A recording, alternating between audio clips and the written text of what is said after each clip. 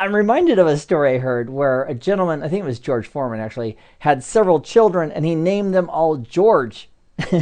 Now, growing up, that might be kind of tricky if they all have the same name.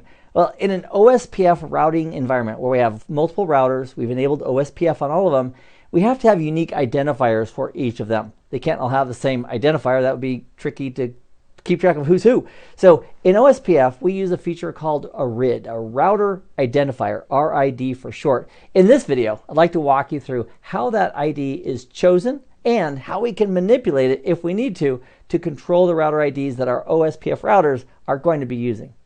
So to discuss the OSPF Router ID, which is the identifier for a router, let's start with a sample router. We'll call this guy R1. He's got some interfaces with IP addresses configured, which makes him believe he's directly connected to some networks. Fabulous.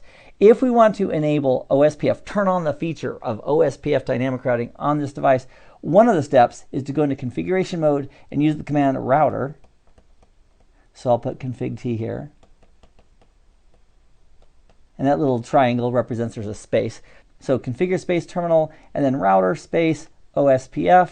And in some instances, not many, but in some cases we might need to run multiple simultaneous instances of OSPF. And if we need that functionality, the capability is there. And that's why part of running OSPF, we're also going to include a process ID.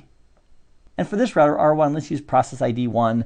We could choose process ID 10. It's only unique to this router, just keeping track of this OSPF process that is running. Now, the moment that we do this, which is basically turning up or enabling the OSPF process, that's the moment that the router ID is selected for this device. And there are three major things in order that are going to be considered when choosing a router ID. Now, a router ID is 32 bits in length. I'd like you to think with me, what else do you suppose in the world of networking is 32 bits in length? And if you're saying, Keith, an IPv4 address is 32 bits in length, you'd be exactly right.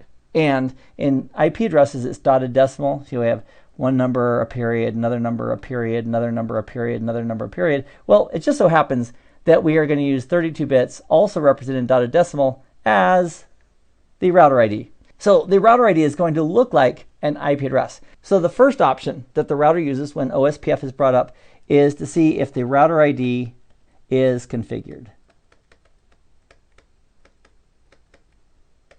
Meaning, did somebody go into router configuration mode and manually specify the router ID? If that has been configured in the router process, that's what it's going to use for the router ID. Now that makes perfect sense.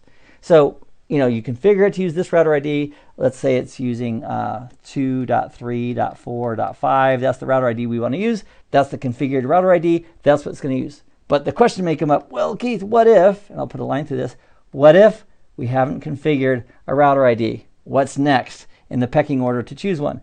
Well, number 2 would be a loopback address.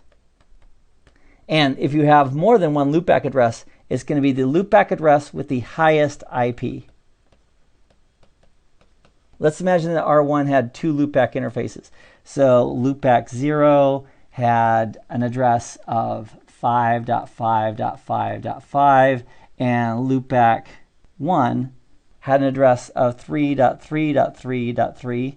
Which one of those is higher? And that may come into the question of, do you mean like the loopback number or the actual IP address? And this is going to use the highest IP address. So in this case, it would be 5555. And as a result, when the router process is started, the router ID, because it hasn't been configured, is going to be assigned 5555. And that's what it'll be for the duration of that OSPF process as it continues to run on router 1. And then the question might come up, well, Keith, what if we don't have any loopback addresses whatsoever? No loopbacks on the router 1 at all. What happens next? Well, I'm glad you asked. Option number 3 is the highest IP on any active interface. And what that means is the moment we type in router space OSPF and the process ID, we press enter. If there's no configured router ID, there's no loopback interfaces, at that moment, it's going to choose the highest IP on any active interfaces at that moment.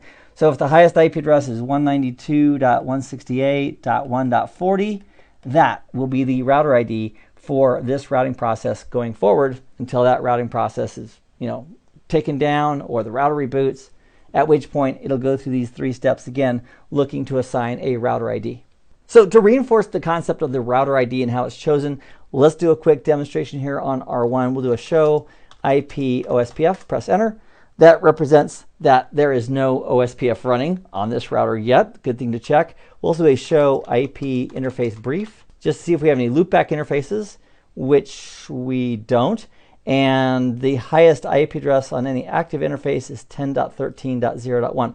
So at this moment, if we started up the OSPF process on this router, because there's no configured router ID and there's no loopbacks at all, the router ID would be 10.13.0.1. And let's test it. We'll go into configuration mode, router, OSPF space, and our process ID. We'll go ahead and choose 1 and press enter. And then we'll do a do show IP OSPF.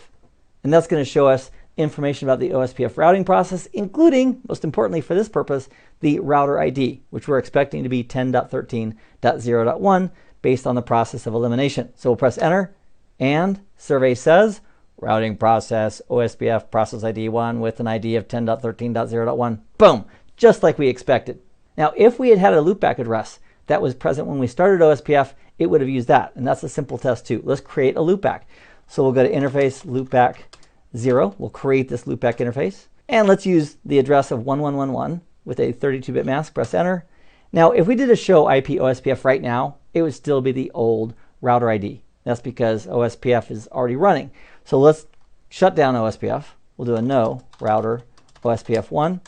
That takes it out. And then we'll do a router OSPF 1 to bring it up again. And now, because we have the loopback, if we hit the up arrow key a few times and do the show command for show IP OSPF with a do in front of it because we're in configuration mode, it should now show us that the router ID is 1111. And let's do one more. Let's go ahead and configure. Right here in router configuration mode, let's configure the router ID that we want this OSPF process to use. So here in router configuration mode for OSPF, we'll type in router-ID. I'm just hitting tab to complete that. We'll do a question mark, and then it wants us to put the router ID in. So let's use 7.8.9.0 just so we can see it. Press enter. And now, if we hit the up arrow key a couple times, we'll do a do show IP OSPF and check this out. 7890. Now, because we configured that inside of router configuration mode, it took effect where if we just added new loopbacks or higher IP addresses, those wouldn't have an impact on the existing router ID until we stopped and restarted the OSPF process or we rebooted the router. So in this video, we've taken a look at router IDs, that they are 32 bits in length. They kind of look like an IP address. And the way that OSPF chooses it is it configured in the router process? It's going to use that first. If it's not configured, what is the highest IP address on any loopback interface? If there are no loopback interfaces, it's then what is the highest IP at that moment that the router process came up on any active interfaces at that moment. And that's what it's going to use as the router ID. And so we get to keep the fun going as we continue in the very next video. So I'll see you there in just a few moments. Meanwhile, I hope this has been informative for you, and I'd like to thank you for viewing.